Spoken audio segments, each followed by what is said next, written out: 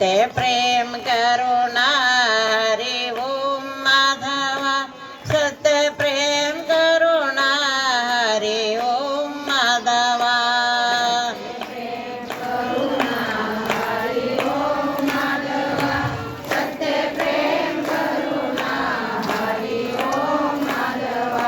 सत्य प्रेम करुणा हरि ओम माधवा सत्य प्रेम करुणा हरि ओम माधवा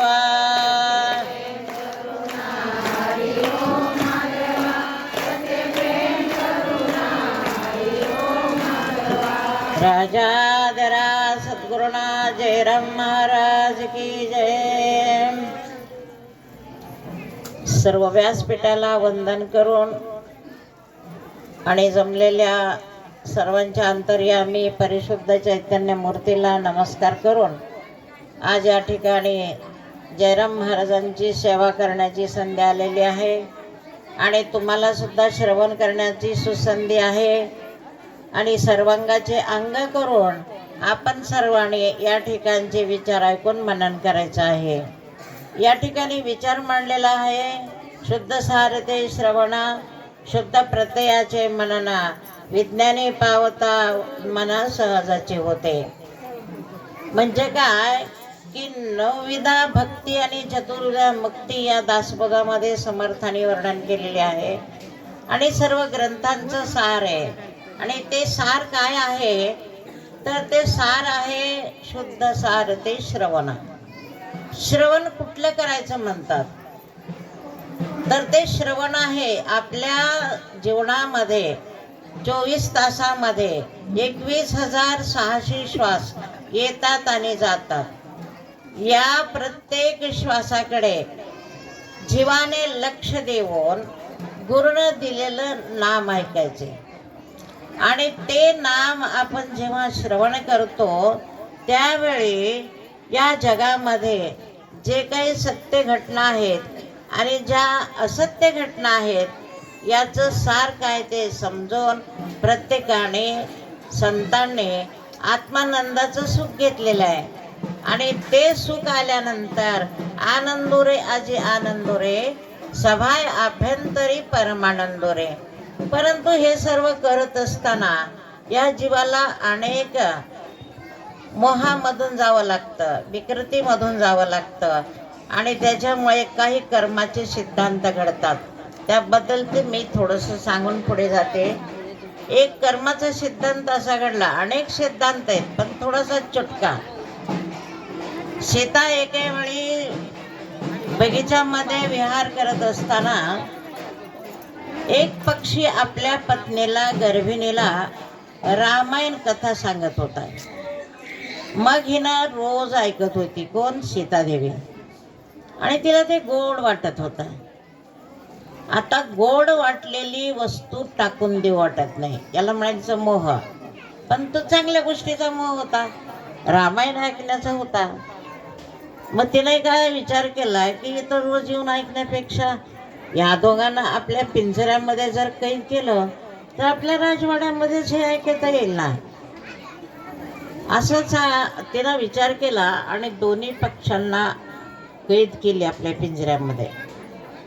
पक्ष्यांनी सांगितलं आम्हाला विहार करून अन्न खाण्याची सवय आहे आणि तुम्ही आम्हाला कशामुळे कैद केलं. त्यावेळी तिनं सांगितलं की तुम्ही जे रामायण सांगताना मला खूप गोड वाटलं आणि ते ऐकून मला समाधी स्थिती प्रत्यक्ष रामाचं दर्शन व्हायले म्हणून मी तिथं येऊन ऐकण्यापेक्षा राजवाड्यातच ऐकावं अशा विचारानं तुम्हाला मी पिंजऱ्यात कैद केले. बरं ठीक आहे म्हणले, आम्ही विहार करून आमचा अन्नहार घेऊन परत आम्ही तुमच्याकडे येतो आणि रामायण सांगतो. परंतु विश्वास नव्हता बघा. एकदा जर का पक्षी गेला, तुम्हाला मला खरं वाटेल का पक्षी उडून गेल्यावर परत कसा येईल पिंजऱ्यात. परंतु ते सत्ययुग होता. ते पक्षी म्हणाले देवी आमच्यावर विश्वास करा, आम्हाला असं उपाशी ठेवू नका, कारण आम्ही विहार करून खाणारी पक्षी आहेत. तुमच्या राजवाड्यातलं अन्न खाल्लं तर आम्हाला पचन होत नाही हो, म्हणून आमच्यावर थोडासा विश्वास करा. पण सीतादेवीनं ऐकलं नाही. नंतर पक्षी म्हणाला, ठीक आहे, माझी पत्नी राहू दे पिंजऱ्यात, मला एकट्याला तरी बाहेर सोडा, मी माझा आहार घेतो आणि माझ्या पत्नीला घेऊन येतो. असं म्हणल्यानंतर तिला वाटलं, कारण एक वस्तू आपल्याकडे म्हणजे हा जाऊन येणार, या विश्वासाने तिने काय केले, जा बघा.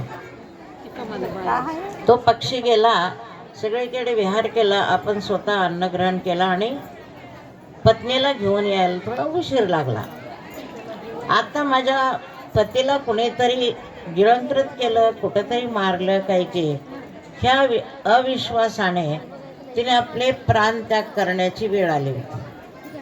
4 प्राण गेले होते, थोडासा तिचा प्राण राहिला होता. तेवढ्यात तो पक्षी आला आणि पक्षी आल्यानंतर म्हणला, अगं अगं हे काय करायलीस, मी तुझ्यासाठी अन्न आणलेलं आहे, हे ग्रहण कर आणि परत आपल्या स्वस्थानाला जिवंत आपण जगू आणि एका पक्षाला जन्म देऊ. तेव्हा तिनं म्हणाली, तुमचं मला दर्शन झालं नाही दिवसभरामध्ये, तुम्ही येणारच नाहीत अशी मला खात्री वाटली, कारण 12 तास झाले तरी तुम्ही आला नाहीत. माझं भुकेनं तर जीव व्याकुळ झालाच, परंतु तुम्ही सुद्धा काय झाले की गतप्राण झाले काही की, म्हणून मी माझा प्राणत्याग करण्याची वेळ आणलेली आहे आणि आता मी काही अन्न ग्रहण करत नाही, मी माझ्या निजस्थानाला जाते. आणि म्हणून तिने काय केली, मान टाकली. त्यावेळी त्या पक्षाला खूप वाईट वाटलं, कारण आपली पत्नी गर्भिणी आणि या ठिकाणी सीतेच्या एका मोहामुळं गतप्राण झाली. त्यावेळी त्याने तिला शाप दिला, ज्याप्रमाणे माझी पत्नी माझ्या समोर गतप्राण होते, त्याप्रमाणे देवी तू सुद्धा तुझ्या पतीच्या समोर गतप्राण होशील, असा तिने शाप दिला. हे काय आहे, आपल्या कर्माचा सिद्धांत सांगणारी एक कथा आहे. आणि त्याप्रमाणे रामाच्या दरबारामध्ये भूमी आपल्या रामाच्या समोर सीतादेवी भूमिगत झालेली आहे.